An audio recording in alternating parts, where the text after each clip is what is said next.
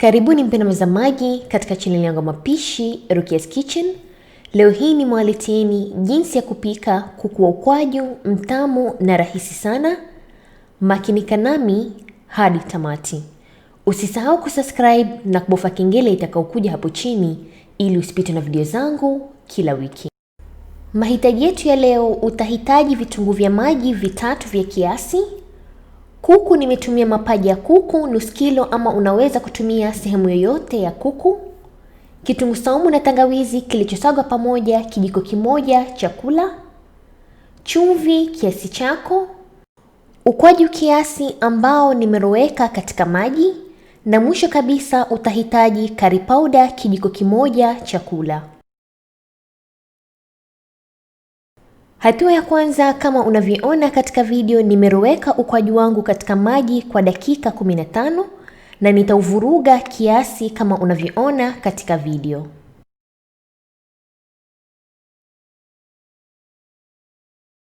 Hakikisha umekata kuku wako kiasi ili viungo vipate kuingia ndani vizuri, na kisha utaweka kitunguu saumu na tangawizi kilichosagwa pamoja kijiko kimoja chakula, chumvi kiasi chako na curry powder kijiko kimoja chakula, na utachanganya kila kitu vizuri.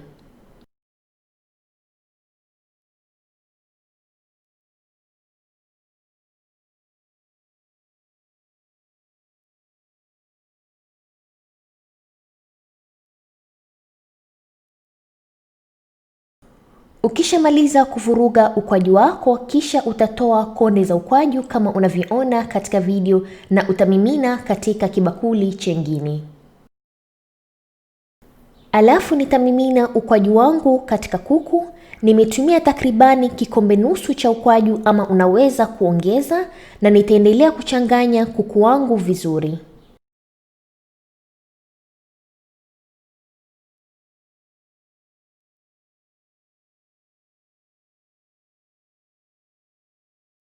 Kuku wako akishakolea viungo kama hivi, basi kuku wako yuko tayari, na utamfunika, utamwacha amarinate kwa masaa 3 ama zaidi.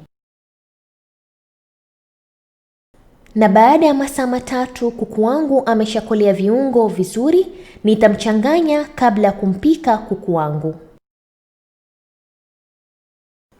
Alafu utabandika sufuria yako ya kiasi kwa moto mdogo, na kisha utaweka kuku wako pamoja na vitunguu vyako vya maji, na utachanganya kila kitu vizuri. Utamfunika kuku wako na utamwacha kuku wako apikike kwa moto mdogo mdogo.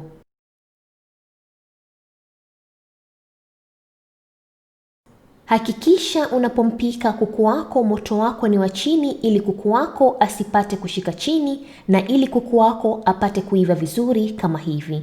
Kuku wako akishaiva vizuri kama hivi, basi kuku wako wa ukwaju uko tayari, na utamtoa katika moto. Na kuku wetu wa ukwaju yuko tayari kama unavyoona katika video. Ameiva vizuri na ni mtamu sana zaidi. Unaweza tolea kwa ugali, wali, mahamri, mkate ama kitu chochote upendacho, na enjoy kuku wako wa ukwaju. Asanteni kwa kuangalia video yangu na natumai mumeipenda.